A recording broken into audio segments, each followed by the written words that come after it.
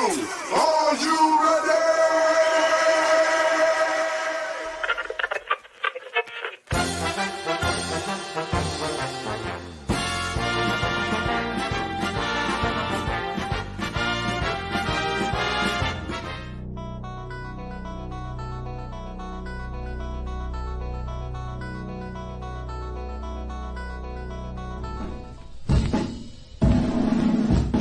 White Sox, White Sox, go, go, White Sox. Let's go, go, go, White.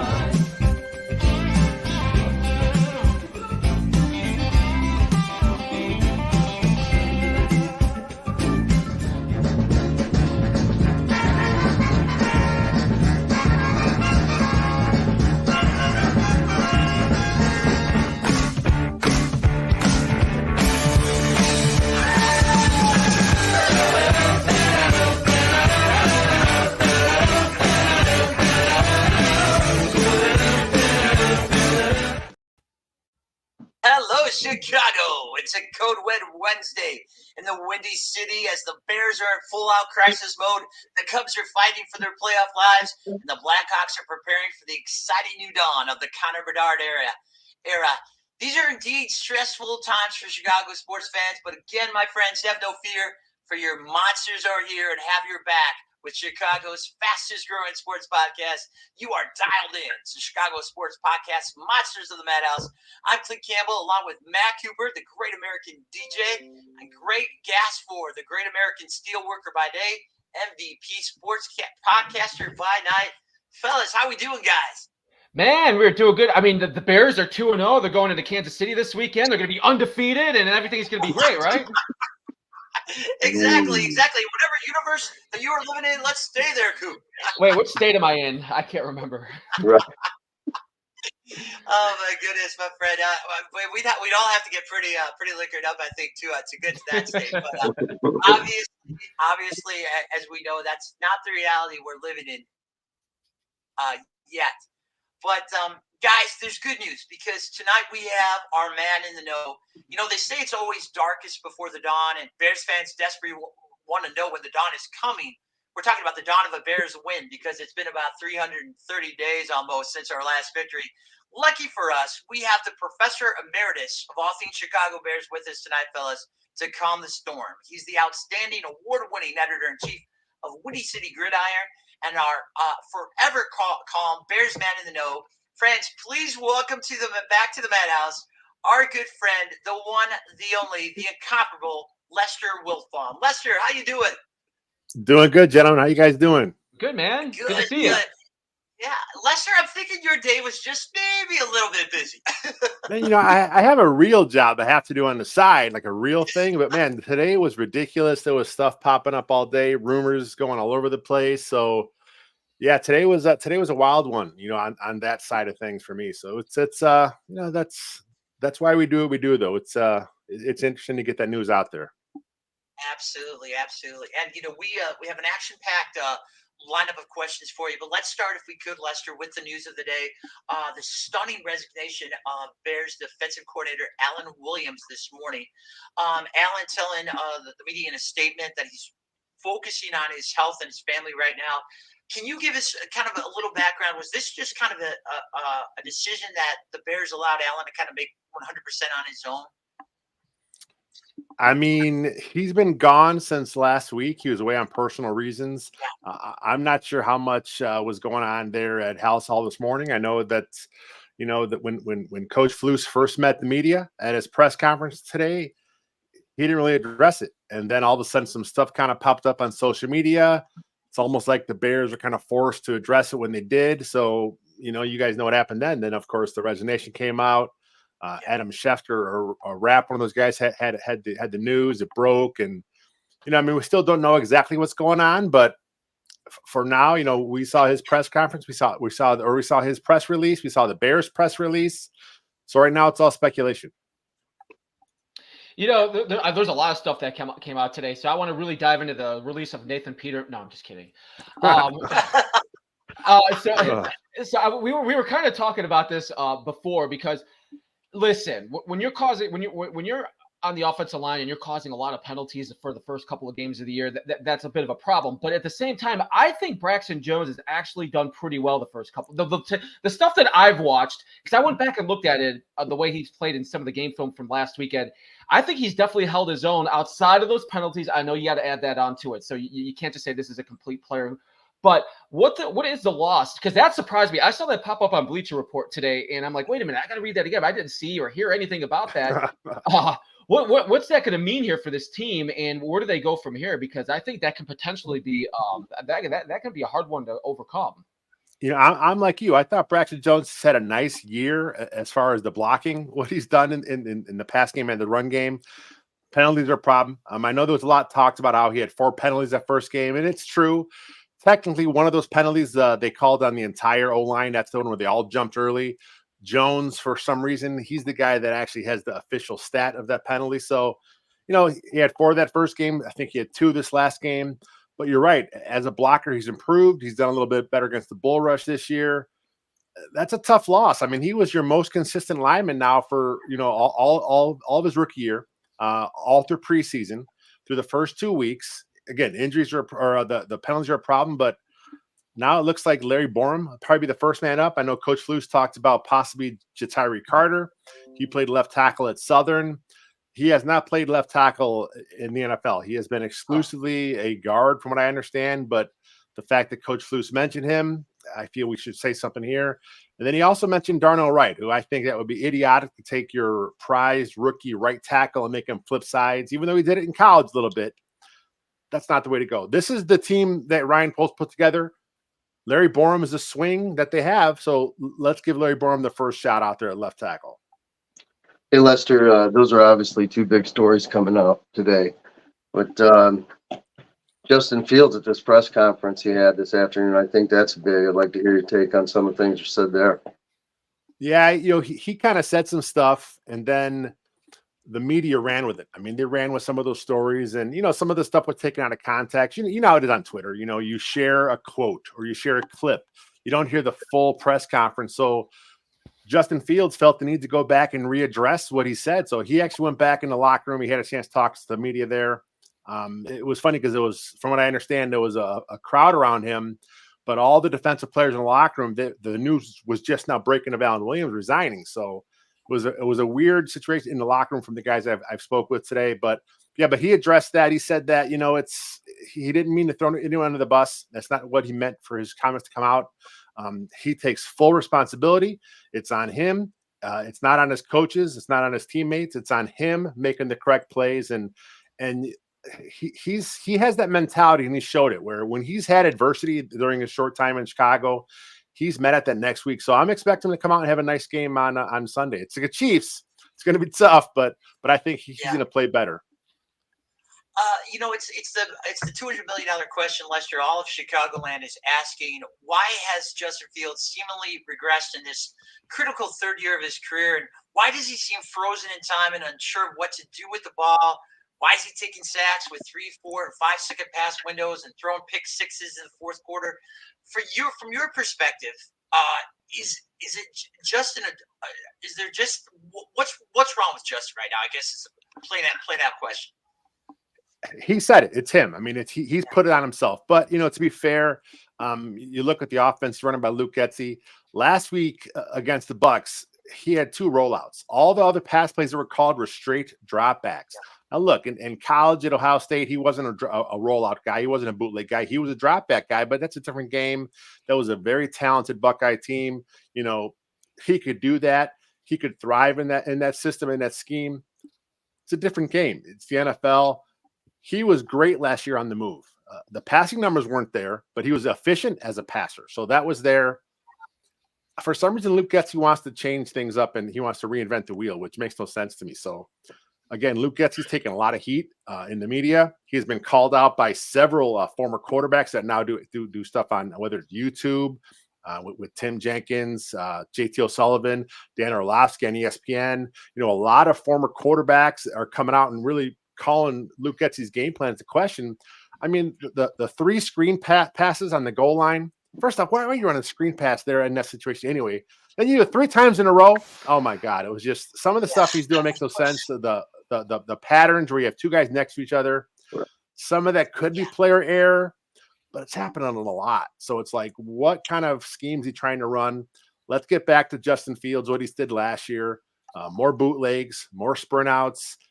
You say cut the field in half for him, and you want to hear that, you say, oh, that's a negative to Fields. That's what most NFL teams do. You roll them out if you have an athlete, let him do that, get him comfortable, and then the game will come to him. But he does have to see the field better. So I look at this game over the weekend, and I know I kind of feel like what the Bears are going into this. Hopefully a little bit of progress, maybe a 7-8 week team. Some people had them a little bit more. We just don't know. But then I kind of look at the team like the Buccaneers who they played, which I thought was a very winnable game. I know the Buccaneers, listen, they got defensive players on their team that was better than any defensive player on our team. Veta and Devin White, I would take those guys pretty much over anybody on our team. They're great players. But when I looked at the game plan from the Bucs, they got Baker Mayfield back as a quarterback, who's a stopgap quarterback. Looks like he's found the right system for him. That's great. Yeah. But they're still trying to piece everything together. And he played okay. But there were certainly plays in that game that they could have made that Baker Mayfield looked like the kid gave the ball back to us. But I feel like when you've lost so many games in a row like they have, and I know a lot of players are gone from last year, but that kind of continues over. You've got that losing mindset right now, and I feel like until you get a win, that's going to drag you down a little bit. How do you see that? Is it going to really take them to get that first win, or they keep losing games? And this one's going to be a tough one Sunday. Is that just going to start carrying over, and players are like, when is this going to happen again? It's going to be like a mindset kind of, right? Well, they're still playing hard for Coach Eberflus. It's not to the point where, you kind of like in the Mark Trestman era, you could just tell those guys were sick of the message. They didn't get it anymore. They didn't believe it. And with Coach Flus, he does have an old school message, the hits philosophy, the players bought into it, and losing wears on you. So if you're hearing this old school mentality, and then you have guys like Chase Claypool, the Nate Davis situation, of course, ended up being a death in the family, but at the time, no one really knew, just some guys that you want to make sure they're held accountable. I think Coach Flus still has the locker room, but like you said, man, the losses pile up. It's good. They're going to lose again this week against the Chiefs, I'm assuming. But then you got the Broncos. Broncos are bad. Yeah. You get Denver at home, so that's good for the Bears. So that should be a game they can win. And this team needs it. I mean, we saw the Lions last year start off 1-7, and then they ended up making it. They were finished up 9-8, almost made the playoffs. So teams can turn it around, but they got to make some changes. Coach Eberflus now calling the defense. That's a positive. I think he's a better play caller than Alan Williams. And then Luke Getsy, he's got to get his head out of his butt and really focus on what made Justin Fields. I mean, look, he was voted by his peers as a top 100 player last year. We all know he wasn't a very good passer, but he scared the hell out of defenses because of his athleticism, his speed, his scrambling ability. So let him get back to some of that, and I think this Bears team will start being fun to watch again. Let me ask you something about this defense, though, in general, which we've been spending a lot of time on the line, and Justin and his – what I think is partly not being coached in schematics best way for him. But when you look at what Baker did, he's got high completion percentage. He's got 300 yards passing, a touchdown, no interceptions. I mean, what are we going to do? Is that the defense we got? I mean, when we go up against the Chiefs or any of these other, do we need time for Felusi's defense to gel? I mean, what is this? I mean, you got to have a pass rush. I mean, right now, this Bears as constructed, they got one edge rusher that you can count on, and that's Yannick Ngakoue. And he got to Mayfield twice. He just slipped out of the tackle. It's hot, it's humid, it's sweaty. It's one of those freaky things where they didn't get to him, but they were there. And then you look at the secondary. Secondary is a problem. I mean, Baker Mayfield really targeted the rookie Tyreek Stevenson, which teams will do all year. We saw it last year with Kyler Gordon. Quarterbacks attack rookies in the secondary. That's what they do. Good quarterbacks do that. And then, of course, last week, the Bears lost Eddie Jackson. They lost Jaquan Brisker for about half the game. So he targeted those safeties. And then you had, Greg Stroman Jr., who's your third nickel. He had some problems. So it's a tough secondary. And you can make up for that if you had a better pass rush. So hopefully we'll see a better pass rush out of the front four. And then what we did see last week when Alan Williams has not done during his time in Chicago, he didn't blitz much. Coach Eberflus blitzed a lot more last week. He blitzed more early. Some of that's just to kind of give the offense something to think about. So then you can kind of go back to some of your other zone stuff you want to do. But again, if you don't get after the quarterback in the NFL, anyone will pick your secondary apart. You know, Lester, you bring up a good point about Coach Flus. We're going to see a more aggressive Bears pass rush, more blitzes. Thank the Lord. But what else can we see? Are we going to see other systematic changes that Alan Williams had in place that Coach Flus might try to see guys maybe put guys in different positions or try to see if he can work some different schemes, maybe particularly on third down, because I don't need to remind everybody, the Bucs converted 53% of third down attempts on Sunday, 8 of 15. There won't be too much different. Like I said, the one thing he will do, he'll blitz a little more. I just think he has a better feel as a play caller. He has a better sense of what play to call, better sense of what the offense will do. Alan Williams, this is still Coach Flus's defense is still a Tampa 2-esque type scheme. It's not the same Lovie Smith Tampa 2. There are a lot of different things they do these days. They play more cover 3. They do more pattern match stuff when they are in their zones. So you're going to see him do some different things.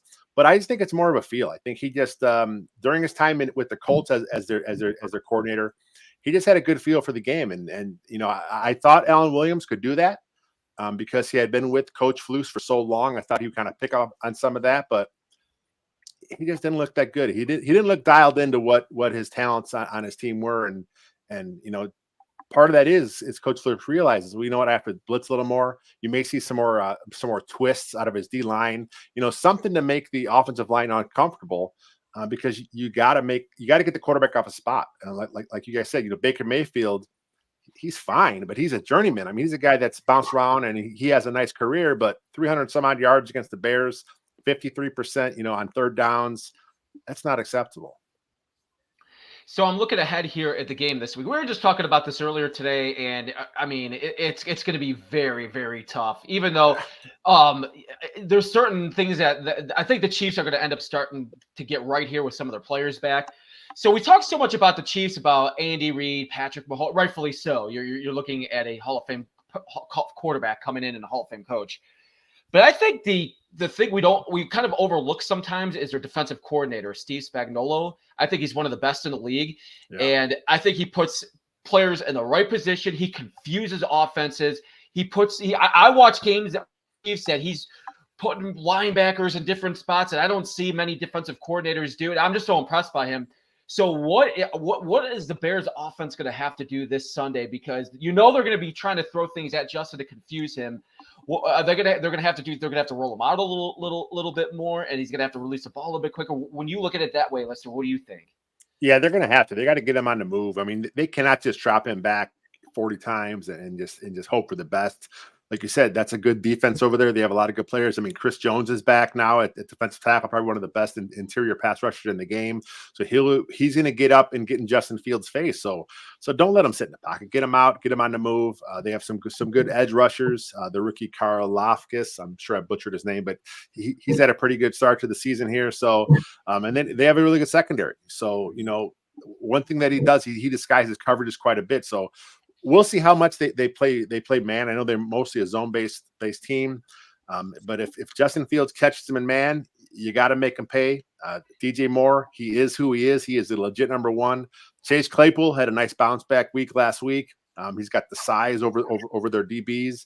You know, if you find a one-on-one matchup, you just got to let it rip. I mean, this is an all or nothing game for him because no one expects the Bears to win. So if you get a matchup you like, you got to exploit it. But you also got to go through your reads 1, 2, maybe 3, and then run. You know, try and get some yards to your feet. I think with this rolling pocket idea, I mean, now that you're patchwork on the line, I just don't see what would be the reason not to. Last year, it seemed like he dominated when it was almost like high school football. You know, yeah. He's the best athlete on the field. Turn him loose. And I see, you know, I know you saw this, Lester, with Nagy in town, where he wanted to pass more than he wanted to win. This guy wants to hold him in that pocket. He talked about it today at the press conference where he's been just told to stay in the pocket, stay in the pocket. You're distracting him from the objective, you know, with the details, in my opinion. So I gotta wonder, how far does it go? Like, say things are just the same or worse. Is there at any point they just consider putting Tyson Badgett in and giving him a look at? I mean, what's next? Well, I mean, they cut Nathan Peterman today. So, I mean, the fact that they did that, I mean, that now makes Bajent your number two.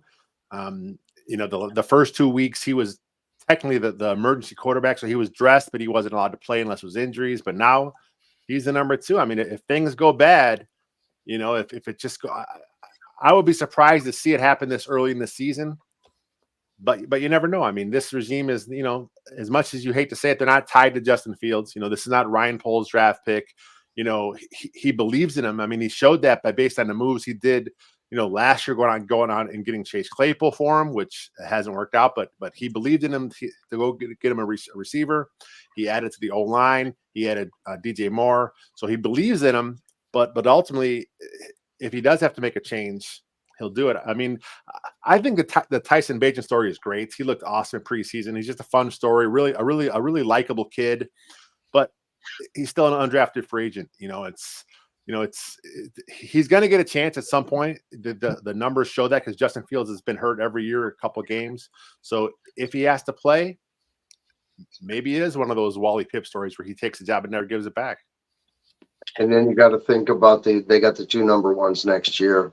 Yeah. I mean, long term, they may be looking at the Texas quarterback or whoever coming out of college, right? Yeah, I mean, if Fields, I mean, like he knows it. Fields knows this is a big year for him. I mean, this is his 3rd season. You know, if there was a contract extension coming up, that's something they could do with him in the offseason. He knows that they have to make a decision on his 5th-year option in the offseason as well. So he knows that the numbers part of it, the contract part is based on what he does this year. So he has to perform. And he can't be happy with the offense he's been put in the first 2 weeks. Is he knows that's not showing the best player who he is. Like I said, he's always been able to kind of thrive when adversity. So I'm curious to see what happens here the rest of the season. You know, Lester, we look at the other side of the field on Sunday. Again, 3:25 kickoff on Fox, folks, at Arrowhead. And we see the legendary number 15 for the Chiefs. How do you define Patrick Mahomes' greatness? You know, we see his remarkable skill set on display each week, and especially with the game on the line in the 4th quarter. But what exactly, Lester, makes Patrick Mahomes the best NFL quarterback of his generation? I think it's just his instincts. You know, he's never afraid to kind of go off script, kind of do what he wants to do. You hear a lot of people say it's like playground football. That's the style he played in college. The air raid system, it's like the route concepts. It's not like a traditional you run a post, you run a corner, you run a drag, you run a dig. It's run to grass and I'll find you. That's basically what it is. I mean, that's the oversimplification of it, but that's the basis of it. So he's used to playing a freewheeling style from college. The thing is, there's never been an air raid quarterback succeed like Patrick Mahomes has. You know, now teams are starting to take a look at some of these guys coming out like, hey, you know, maybe he can be the next Patrick Mahomes because he has some of that the intuition where he kind of does things on the fly. But it's just his willingness to go off script. He has great arm talent, obviously, and you know he does have a pretty nice scheme. I mean, that's Coach Andy Reid is really good at what he does. I mean, he's done it throughout his whole NFL career. So he was put in a good situation. He wasn't forced to play early. He had to sit and learn behind Alex Smith, who was a solid pro. That O-line was great when he stepped in. They had some issues there during his career, but when he first stepped in as a second-year player, that was a playoff caliber team. They had been to the playoffs, I think, 5 years in a row before he even got there. So great situation. Great chance to learn from a pro, great coaching staff, and physical talent. So, Lester, here we are 2 weeks into the season, and I love on Mondays because it's always we're overreacting to everything, and we're only 2 games in. I love it because I think it's funny because when you listen to other stuff. So when you look at the first 2 weeks of the league outside of the Bears, is there a team or two that you look at that you're like, okay, they look pretty legit, that I kind of thought they were, maybe a surprise team or a team that maybe is a little bit worse than you thought they would be the first couple of games in? Well, I mean, it's early on. I mean, it's funny because like a lot of teams don't play their guys in preseason, so these first few weeks are them kind of catching their bearings, figuring what they're going to do. We talked about Buccaneers. I did not expect the Bucs to look as good as they have here. Like you said, maybe they found their guy. Maybe Baker Mayfield has finally found a home where he can kind of sit there and thrive and do that. The Browns, they're kind of up and down. The Cowboys look really good. So, it's still early on. The Lions, losing to the Seahawks last week was a bit of a shocker. So are the Seahawks real or the Lions a fraud? It's hard to say. I think after week 4, we'll have a better idea where these teams stand. But right now I'm just enjoying it. I mean, the NFL is my favorite sport. Obviously the Bears are my favorite team, but the Bears have been so badly. So you're kind of forced to kind of watch these other games, and it's kind of cool seeing the other teams run the league. Plus, I play fantasy football, dynasty fantasy, kind of keep yourself, involved in the whole league. So there's a lot of nice football out there being played and a lot of surprises. And after about a quarter of the season, we'll have a better idea of who are the real teams and who are the frauds.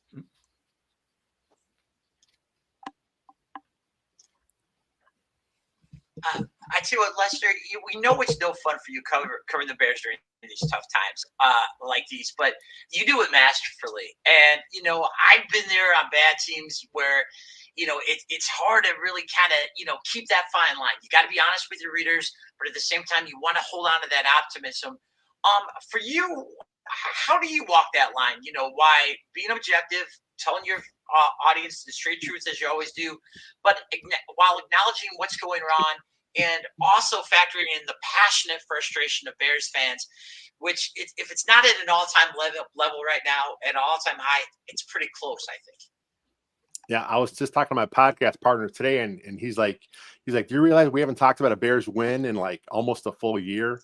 Yeah. It's tough. I mean, it's hard, but you know what? At the same time, we, as fans, we bleed the navy and orange. We this has always been our team.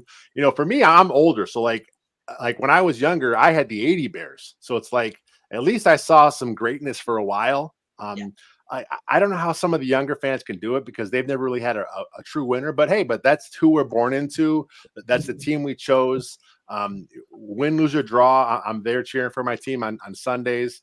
But it is hard. One thing I don't like doing the post-game show. I don't like doing post-game stuff. I don't write too much after the game ends, especially because, when they've been bad. Because that's usually when like sometimes the negative stuff, the emotion comes out. So I kind of like to take a step back. Like the one post-game article I write, it's just strictly stats, snap counts. That's pretty much all I do. I don't really, get too much in the scheme. Then you got to go back and look at the scheme. You got to look at the all 22 before you really can make a determination on what happened. That's why I like the whole Justin Fields stuff where, yes, he's missing plays. Yes, he's missing open guys. Yes, he's making mistakes. But then you watch the all 22, you're like, why are these two guys in the exact same spot? Why are there 3 screens being called in a row? Why are they running 11 slip screens in the first week? It's like, what are they doing? Why are they not getting him on the move? So there's more to it. And then, as sports fans, I mean, all we have is the hope for the next season. One season is in the tank. Hopefully we're not already talking about the draft here after 2 weeks, but if it happens, if this goes south, the next few weeks, we always have next year. That's true. They can't take that from us yet. Yeah. All right, Lester, it's a tough question. I know you don't want to do it, but if you wouldn't mind, what's Lestradamus's call this Sunday? Final score, Bears Chiefs. Bears are going to win. He's going to say the Bears are going to win. The Chiefs are favored by a huge number. It opened at 13. It's ridiculous. I think they'll cover. I picked them to cover. I think the Chiefs are going to put up like 30 some odd points. So let's go 30, 35, 20 Chiefs. All right, 35-20 Chiefs. It's fair, but it's very realistic. Ladies and gentlemen, that is the straight Bears truth, courtesy of our Professor Emeritus of all things Chicago Bears. He's Lester Wiltfong, the outstanding award-winning editor-in-chief of Windy City Gridiron. Remember, you are not getting the whole Bears story unless you are reading Windy City Gridiron and Lester's work. Lester, my friend, thank you again, as always, for the time tonight. We appreciate it. Thanks, guys. Have a good one. Take it easy. Have a good one, Lester. You too, Lester. So much. Lester Wiltfong, ladies and gentlemen, editor-in-chief, telling it like it is, guys. Before we move on, fellas, Greg, Lester was talking about, being a hearted Bears fan, and Coop and I are in this boat too, but you've been maybe even more, we've been here before. We had back-to-back 4-12 seasons under Dave Wanstead in the late 1990s. Obviously, we know what happened after the one good Dick Duran year. So we're used to this. But where for both of you guys, on a scale of 1 to 10, is your frustration level at right now with the Chicago Bears? Well, mine's pretty high. I don't think I've been disappointed like this. I think I kind of knew we ain't got it going. We ain't got it. This led me to believe we were heading in the right direction, a handful of things. And now that we're getting here, and it seems like what I thought was going to be our best card to play is being held back. I don't want to put it all on the coaching staff. Like you guys are saying, the clock in your head, 2.5 seconds, ball's got to come out. All these kind of things are true.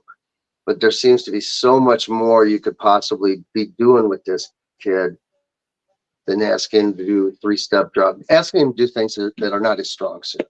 So that's where I'm frustrated. I want to see people put in position to succeed. Coop, you have seen 1,000 Bears quarterbacks in your lifetime. Were we sold a bad bill of goods on Justin Fields, or is this just maybe a situation where we were all expecting too much of this kid in year 3, of him trying to carry and let's face it, still a rebuild offense with a lot of holes, particularly on the O-line? Clete, that's a very good question, because I think you can look at it both ways. When you go back and start reading about that quarterback class, it's pretty interesting, by the way, when you go back and look at that quarterback class right now out of that draft, and like some people like on their last legs, Trey Lance already traded. Yeah. You had a lot of people that had a lot of positives about him, but then you had a lot coming out saying, well, I don't know if he's going to be able to transition his game over. Maybe he holds onto the ball a little too long. So I just didn't know. But then you got to see the position that he was in. So you go into a year where you're 1 year into a system with the Matt Nagy system, coach is gone. You get a new general manager, new head coach, you blow everything up, new offensive game plan. And that's a very struggle. And that's why I asked Lester that question. When you start losing, even though that's what the plan is to kind of to go that route, but this frustration starts building up, and you sometimes start losing a little bit confidence in yourself. It's kind of like if you do something, I guess I kind of equivalent it to like if you're at a job or something and you're not confident in your work at your job and everything starts piling up, you're going to start losing some of that and start questioning yourself. Well, I kind of feel like that's happening right now. And when you put all that together and you're not playing well and you're not taking all those traits that you should have right now and be more established and more polished on that in that third year, that's what's happening right now. And it's hard to watch. And the only thing you can hope for is keep your fandom alive, because we're all diehard fans here. Keep your fandom alive, and something's going to eventually turn here. But we just got to realize here this might take a while. Yeah, it's definitely we got to be in it for a long haul. And like you said, we're Bear fans. That's what we do. All right, fellas, moving on. Talk about another team in crisis. The Chicago Cubs are living on the edge of October. As we have all learned the hard way, guys, from painful Septembers past, this month is no time for a swoon. Slumps like the 1969 and 2004 Cubs have shown us can leave you with all the promise in the world and then playing golf on the first day of the playoffs. Here are Chicago Cubs, who 2 weeks ago were winning every series in sight. They were in firm control of their National League wildcard playoff destiny. Now they're hanging on for dear life after a crushing West Coast swing that saw them drop 5 out of 6 games and also be swept by the young gun Arizona Diamondbacks, who have now leapfrogged them for the number 2 spot in the NL wildcard standings. Remember, only the top 3 make it. Cubs tonight come in with a half-game lead on the Marlins for that 3rd spot. And they are in a dogfight right now with the Pirates. I think Cheryl said last time we heard from Cheryl, it was 8-5 Pirates in the 6th. Greg Ford, you've been watching this team from the very first pitch of spring training. From sloppy base running to a disappearance of clutch hitting with runners in scoring position to an arsonist bullpen, there are so many reasons why the Cubs now find themselves in this mess, Greg. But what's been the biggest reason for their stunning backslide here over the last 2 weeks? Well, we could point out some things. When you said base running, I thought about Magical last week, stretching out a double, getting thrown out at third for the first out of the inning, stuff like that. There has been a lot of that, and the clutch hitting has went away. But honestly, I think it's just baseball. I mean, you started out 10 below 500. You're 10 over 500. Okay. I don't know if you can stay hot for 6-7 months at a time, right? So maybe this is the right time to cool off. They beat the Pirates last night. They came out. They got a lot. They got a lot of the kid, right? Canario. I don't know if you've seen him last night. The bomb he hit for the grand slam was just. So there's some future stars right here on the way. Pete Crow Armstrong had just worked a walk right before that. We talked about him last week in the defense. What I'm suggesting is just hold on here a little bit, okay? They won last night. They are scrapping right now. It's 11-6, but they're battling back. And I just think they got enough kick in them. And the other team you didn't mention there, Cletus, right there behind them, I think is a game back, is the Reds. This young team is on fire, too. Right, So it's going to be a hot race. And I think the Cubs knew that. Yeah. Hey, Coop, I tell you what, like Greg says, there's still a lot of baseball left, 11 games after tonight. But for the Cubs, when you think about it, next week is just killer. 3 games at Atlanta.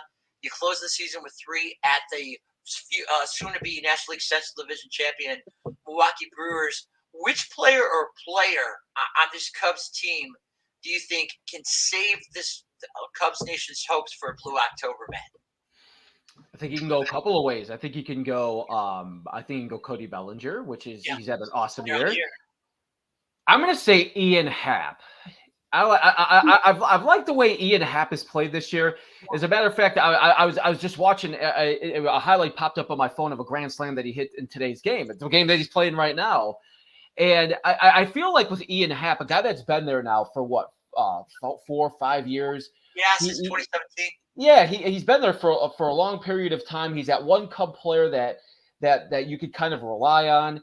He's that type of player that brings that energy to the team, and if you mix him and he gets that energy and that positivity going here with some of the other players, I feel like you mix that in, and he could be the key player going in here for the next 11 days, not only offensively but defensively as well. Doing the math. Okay, let's break it down. You see the standings right there, folks, on the monster sticker there at the bottom of your screen. Half game lead right now in the Marlins. As Greg says, the Reds are right back there. Giants still have a heartbeat. After tonight, 10 games left. Greg, I know you're not a mathematician by trade, but what do you predict? What do the Cubs have to do win-wise over the last 10 games to keep themselves in that top 3? Is it will 5-5 get them there, or do they possibly have to go 6? I think you got to win 6 no matter what, right? I think you got to win 6, and it's going to be tough. I do want to point out a couple of things I think the Cubs do have going for them. Maybe that doesn't look like it just 4 or 5 days ago. If you look at Smiley, how well he's pitched in the bullpen. I gave him a bunch of crap a couple of weeks ago about I had enough seeing him as a starter. He's found a nice role. He's found a nice role in there. He's helped that. You got Stroman's coming back and trying to fit in something as a closer, possibly. I'm not sure what he's looking to do exactly, but I want to appreciate Stroman. This guy could have just said, hey, I'm hanging him up. I'm cashing it in. I had a good starting. I'm going to go make some money.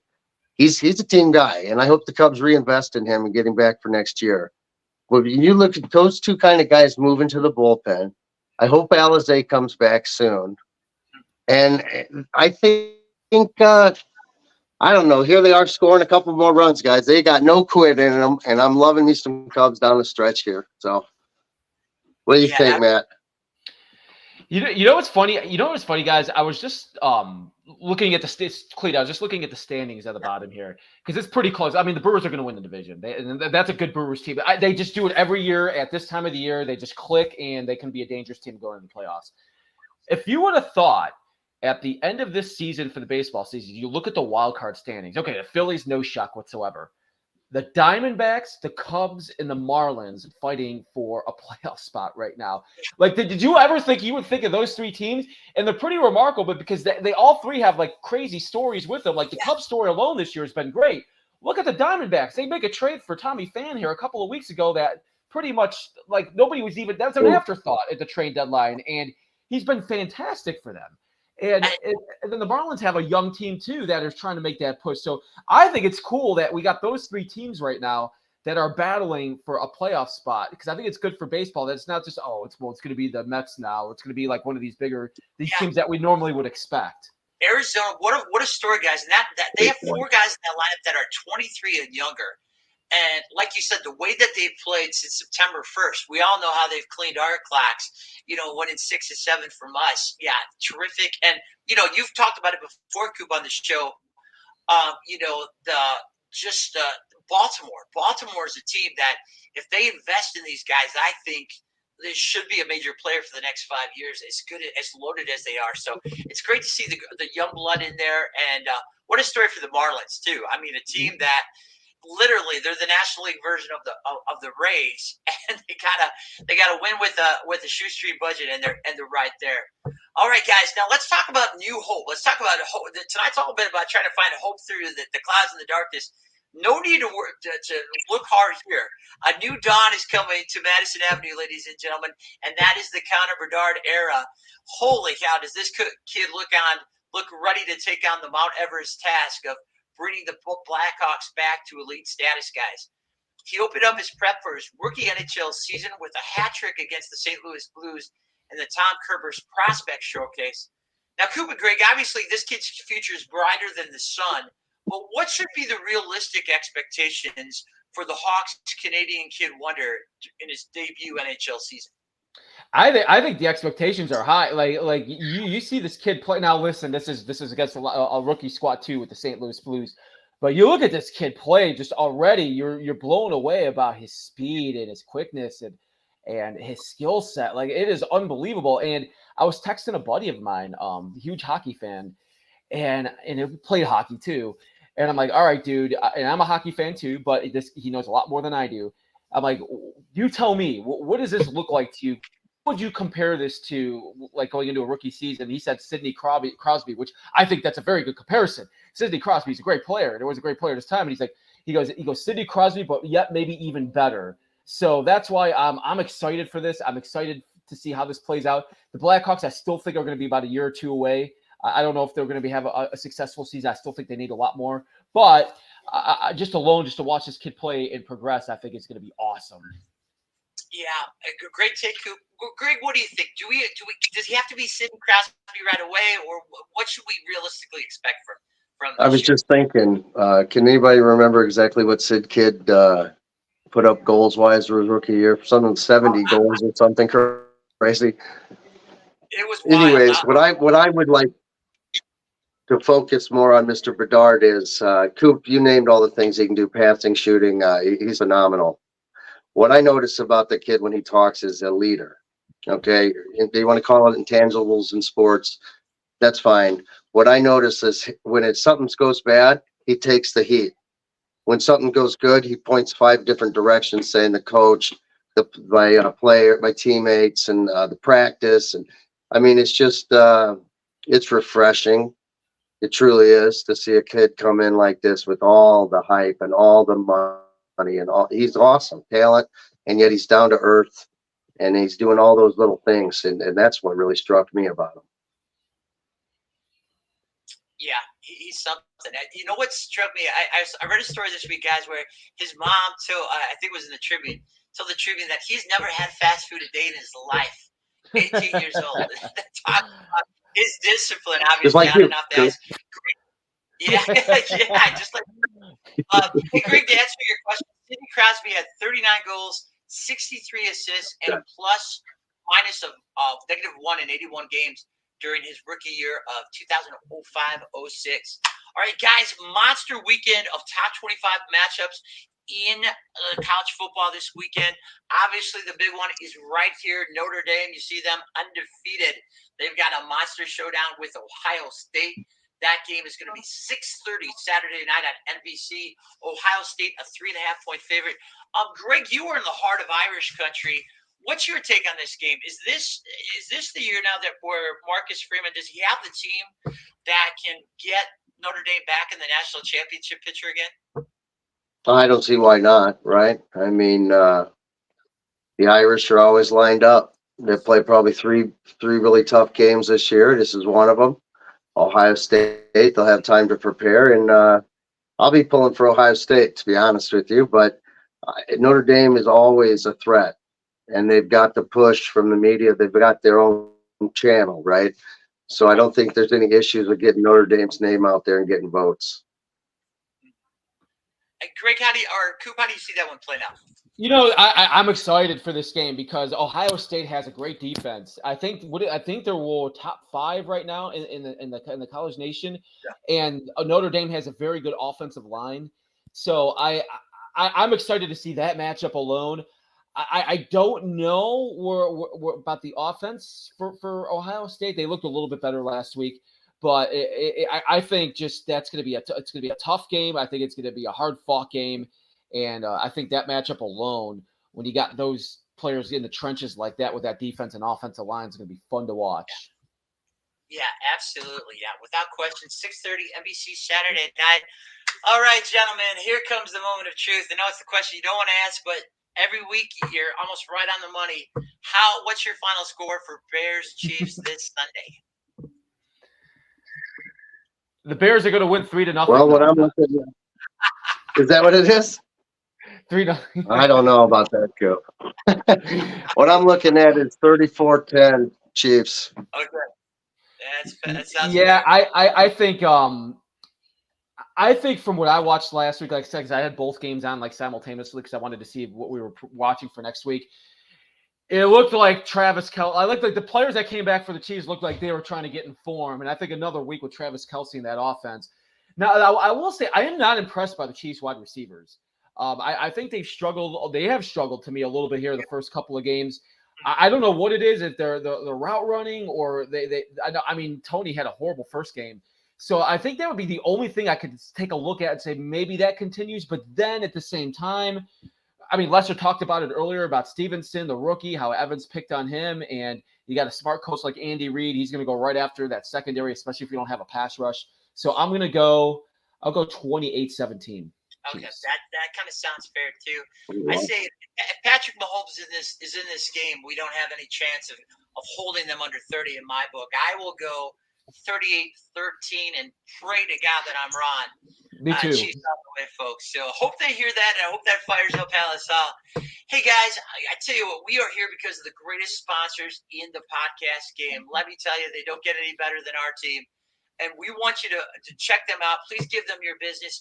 Bridges Scoreboard, your Northwest Indiana Chicago sports headquarters with the Hall of Fame menu is your best seat in Chicagoland for every Bears game this year and also the club's playoff drive down the line here. Be sure to check out Bridges Scoreboard, your Northwest Indiana Chicago sports headquarters with the Hall of Fame menu and the coldest beer in Chicagoland. And then don't forget to get in the game and score your dream Bears jersey at the home of America's best online sports jerseys and collectible deals. Friends, that's tcsworldofwonders.com. Also, you can look like Matt Cooper. You can feel like Matt Cooper, and you can live like Matt Cooper with Neolife's remarkable line of nutritional supplements. It's time to put down those $5 energy drinks and elevate your game today by contacting Neolife's Julie Camp at 219-281-9655 or shop neolife.com/Julie Camp. Also, if winter's coming in, we know how cold winter gets in Chicagoland, friends. If you need to find safe, reliable, affordable transportation for the coming Chicago winter, you only need to make one call and one stop. That is Budget Jet Cars at 219-874-5180 or budgetjetcarsofmc.com. Also, don't forget, hey, we might have just a few days left this summer, but you can always enjoy delicious summertime at America's #1 ice cream parlor. That is Serendipity Ice Cream Parlor, home of the Dream Strawberry Banana Italian Ice. And then don't forget, a new sponsor on board with us. Happy to have them, Verona's Pizza in Valparaiso, Indiana, home of America's most delicious pizza, ladies and gentlemen. So much stuff coming up, guys. Got to break it down this weekend. Brandon Trax Hyatt will be a chicken with his head cut off. He's going to be all over Chicago and being there for our great Monsters audience this Sunday, live from Verona's Pizza in Valparaiso, Indiana.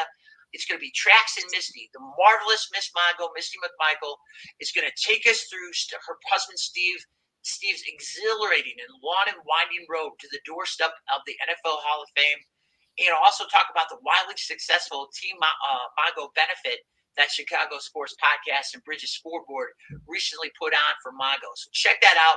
And then after that, on Sunday afternoon, Fast Eddie McLeod and Brandon Trax Hyatts will get you ready for kickoff. Join them right around 3 o'clock, folks, for Bearing Down on Kickoff. That's our Monsters of the Madhouse pregame special for Bears Chiefs. Ed and Trax will also be back at halftime to break down the game as it's going. And then, guys, I tell you what, I'm really excited for this. Next Monday night, Trax is going to have the original running quarterback, the great Bobby Douglas. Talk about a name from the past. He will be with Trax and Ed Monday night at Bridges Scoreboard. And then Trax and Ed will follow up that show with a preview of next Monday's double header of games. We got 2 more great Monday night games on the schedule for next week. So, folks, stick with Chicago Sports Podcast, the Windy City's fastest growing podcast. We've got you covered all this weekend on a very exciting week 3 of the NFL season. This, ladies and gentlemen, is the Great American DJ, Matt Cooper. That is the Great American Steel Worker, Greg Gassford, steel worker by day, MVP podcaster by night. Gentlemen, it's been an honor, privilege, as always. Thanks for your time tonight, guys. Thank you, guys. I hope you guys do great. And Trax, I hope you get some sleep, man. I hope you can get some sleep here over the weekend. And thanks for everything, Trax. And this is so much fun to be part of this. And thank you guys for everything, too. Hey, we love you, Cuba. Great having you on. Greg, as always, my friend, great work tonight. We cannot say enough about the creator and executive producer of Chicago Sports Podcast and Monsters of the Madhouse. He's Brandon Trax Hyatt. For all of our great viewers, thank you so much for joining us. Our good friend Cheryl Chiders, who's been keeping us updated on the Cubs all night long. Clete Campbell, reminding you folks to keep living your lives just like Steve Mongo McMichael with everything you've got. Take care, folks. Have yourselves a great weekend. Go Bears. Pray for a miracle. And we'll see you next time right here on Monsters of the Madhouse.